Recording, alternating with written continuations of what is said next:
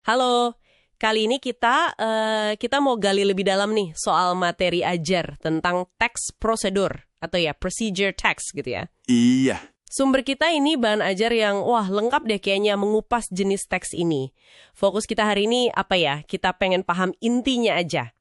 Apa sih teks prosedur itu? Tujuannya apa? Susunannya gimana? Terus ciri bahasanya apa aja? Biar Anda semua gampang ngenalinnya gitu. Oke, mari kita mulai bongkar. setuju banget. Ini penting loh pemahaman soal teks prosedur ini. Soalnya, ya kita ketemu ini terus setiap hari kan? Oh iya ya. Contohnya apa tuh? Ya, mulai dari resep masakan di dapur, panduan ngerakit lemari baru, sampai cara pakai HP atau alat elektronik lain. Ngerti ginian tuh bantu kita biar nggak salah langkah. Bener juga. Jadi kalau dari materi ini, teks prosedur itu pokoknya teks yang jelasin cara bikin atau lakuin sesuatu. Tapi harus urut ya, langkah demi langkah. Tepat sekali. Kayak resep, manual, petunjuk jalan. Nah, itu dia. Tujuannya berarti ya jelas banget. Buat ngasih tahu pembaca cara melakukan sesuatu itu, memandu gitu ya.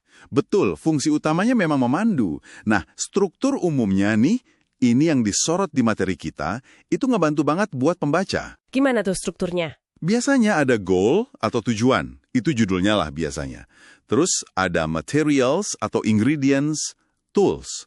Isinya ya bahan atau alat yang dibutuhin. Tapi menariknya nih, Apa tuh? di sumber ini disebut kalau bagian ini kadang opsional. Hah? Opsional? Kok bisa? Kalau resep gitu bukannya bahan penting banget ya? Nah, itu dia pertanyaannya. Mungkin maksudnya opsional itu gini, nggak semua jenis teks prosedur butuh daftar bahan secara ditulis gitu. Oh, oke. Contohnya? Misalnya instruksi cara menyalakan komputer. Kan nggak perlu daftar materials, kayak 1 unit komputer, listrik gitu kan. Iya juga sih. Tapi ya kalau buat resep atau ngerakit barang, ya jelas penting banget itu. Tapi bagian inti yang selalu ada itu steps, langkah-langkahnya. Itu wajib urut. Oke, masuk akal. Terus nih, gimana kita bisa ngenalin teks prosedur dari bahasanya? Katanya kan ada ciri khasnya ya. Ada banget, Di materi ini disebutin banyak pakai kalimat perintah, imperatif ya namanya. betul. Imperative sentences, kayak potong sayuran, tuangkan air, langsung nyuruh gitu. Terus apa lagi? Sering juga pakai simple present tense, kata kerja bentuk dasar aja. Serve, pour, mix. Oh iya, kata kerja bentuk pertama ya.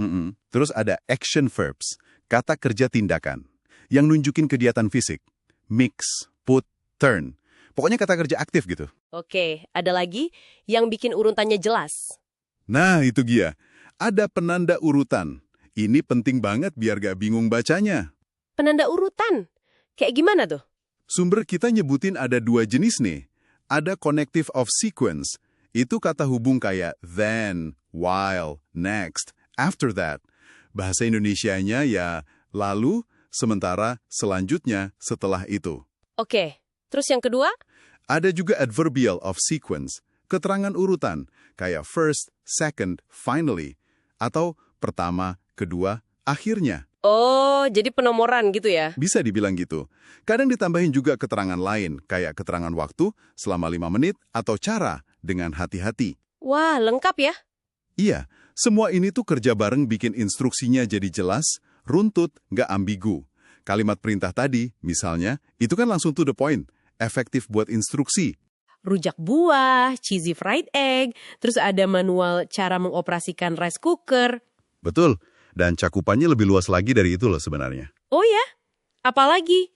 Ada tutorial, kayak tutorial makeup atau hijab. Ada life hack, tips-tips gitu kayak cara packing yang efisien. Ada game rules, aturan main. Wah iya, benar juga. Panduan eksperimen di lab, itu juga teks prosedur.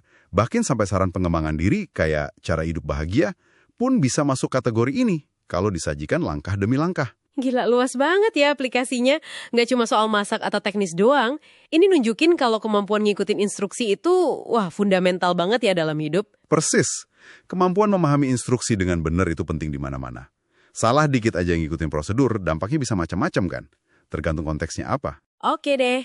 Jadi kalau kita tarik kesimpulannya, teks prosedur itu intinya panduan langkah demi langkah buat ngelakuin sesuatu. Tujuannya ya memandu. Strukturnya biasanya ada tujuan atau goal, terus bahan atau alat atau materials, yang ini bisa jadi opsional ya tadi, dan yang paling penting steps atau langkah-langkah. Betul. Terus ciri bahasanya juga khas. Ada kalimat perintah, kata kerja aksi, terus pakai penanda urutan biar jelas. Paham ginian ngebantu Anda ngikutin instruksi jadi lebih gampang dan benar. Nah, sebagai penutup nih, coba Anda renungkan sebentar. Setelah kita ngerti nih struktur dan bahasa teks prosedur, dari mulai tujuannya apa, nyiapin bahannya apa aja, sampai langkah-langkahnya yang rinci, dan bahasanya lugas itu.